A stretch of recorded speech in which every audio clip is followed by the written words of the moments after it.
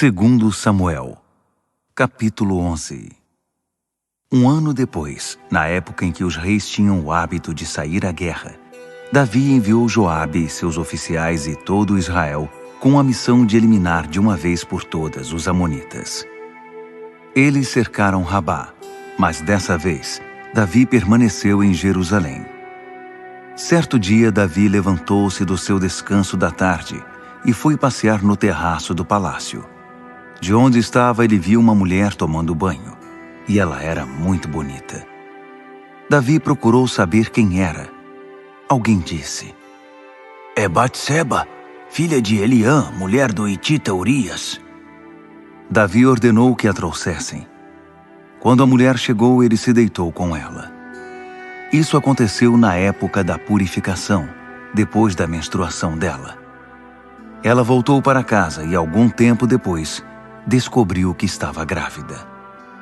Batseba mandou o seguinte recado a Davi: "Estou grávida." Davi mandou dizer a Joabe: "Traga aqui Urias, o hitita." Joabe o enviou. Quando ele chegou, Davi quis saber notícias da batalha, como estavam Joabe, as tropas e o combate.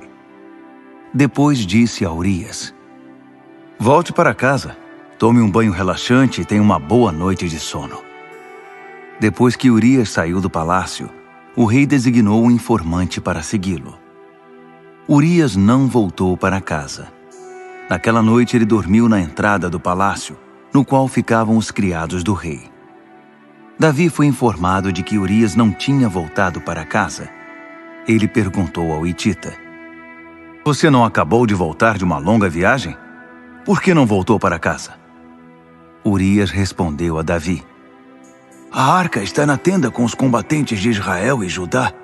O meu senhor Joabe e seus servos estão tendo dificuldades no campo. Como eu iria para casa comer, beber e dormir com minha mulher? Jamais poderia fazer isso." Davi respondeu: "Tudo bem, faça como quiser. Fique hoje aqui e o mandarei de volta amanhã." Urias ficou em Jerusalém o restante do dia. No dia seguinte, Davi o convidou para comer e beber com ele e fez que ele se embriagasse. Mas à noite, mais uma vez, Urias dormiu onde ficavam os criados do rei e não voltou para casa. De manhã, Davi escreveu uma carta a Joabe, a ser entregue em mãos por Urias. Na carta dizia: "Ponha Urias na linha de frente, na qual o combate é mais intenso. Depois, retroceda a tropa e deixe-o exposto, para que ele seja morto." Joabe, mantendo o cerco em torno da cidade, pôs Urias no local em que o inimigo estava atacando com maior ímpeto. Quando os defensores da cidade saíram para atacar Joabe, alguns dos soldados de Davi foram mortos. Entre eles, Urias, o hitita.